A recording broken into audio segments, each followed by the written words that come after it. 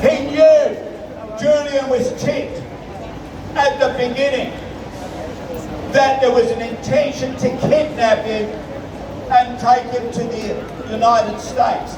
Remember, that was the time of Guantanamo Bay, where people were taken away and tortured. He hid in the Ecuadorian embassy. In actual fact, the Ecuadorian government gave him asylum. The British government citizen and the British legal system have flouted their own law time and time again. Eventually, they gate crashed the embassy, dragged him out and set up a trial process. Well, first of all, he was jailed for a year, and it turned out a year and a bit for contempt because he didn't turn up to the first hearing because he was in the embassy. A travesty of a pretense of a trial that was set up from the beginning. There was political collusion with the court. The senior judge set on to be in charge of it, was found to have conflict of interest. She had to pull back. She nominated a friend to take her place. But that was going all along. When the trial actually went on, Julian Assange's defence team again and again were prevented from carrying out proper cross-examination. They were prevented from putting evidence forward. It was all disregarded. The prosecution had everything open for them. They were allowed to do what they liked. That was no trial. That was a kangaroo court. But even then, public opinion grew and it grew to such an extent. Not only ordinary people, and that's the most important thing, but members of a lot of parliaments in a lot of countries, including the Australian one, including the British one, across Europe, in the United States, all over the place, were demanding a bit of justice. It was so embarrassing that they had to find, on January the 6th this year, a way out, and they used that, Julian might die if we sent him over, so on health grounds, we won't send him right now, but we won't let him go either. Bail was refused. It was not dangerous, and he's been in Belmarsh now, well, Sunday was 2 years, exactly 2 years. The United States has put in an appeal, the change of president hasn't changed anything. Joe Biden's continuing the same way as Donald Trump. Now, it seems that the intention is to keep this dragging out as long as possible, hoping Julian Assange will get sick and die in the meantime. Then that will solve the problem for a few people.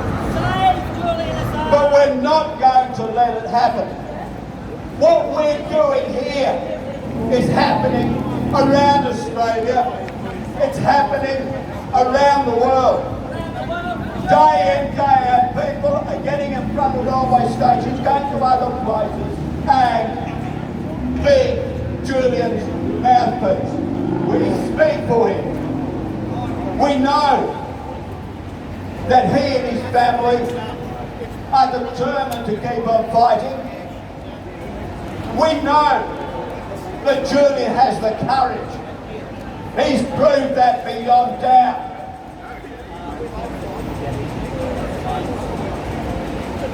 Julian should be regarded as a hero, one of the great heroes of the age. And in case you don't know where he came from Melbourne. Just before he went overseas, I believe he was living in Carlton.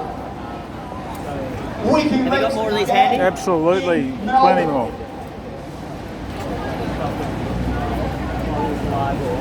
That is a fantastic achievement. And journalists all over the world have thanked WikiLeaks and Julian Assange for playing a major role in giving us all a voice and making real our right to know about the things that our leaders do that affect us. No longer should they be able to do what they want in our name. Political leaders should always be accountable. And that's what Julian Assange is about. This is why he's been punished. This is why we cannot let them get away with it. If we do, then we leave this place a poorer place for our children and grandchildren. We do not have a right to do that. We have an obligation to stand up, and each of us do what we can to help.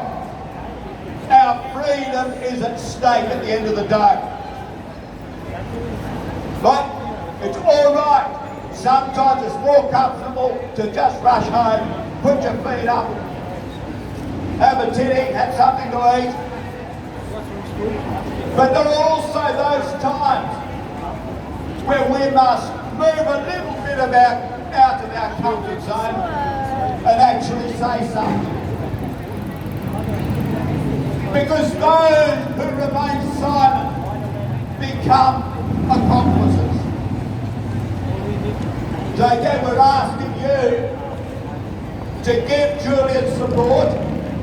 We're asking you to give those who are his boys here in Melbourne support.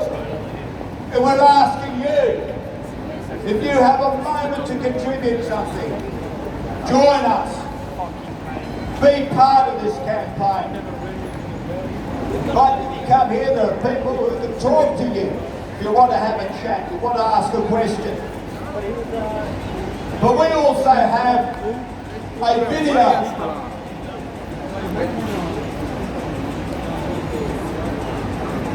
And it's called The War on Journalism. So if you would like, you're welcome to watch with us. You're welcome to have a chat as well.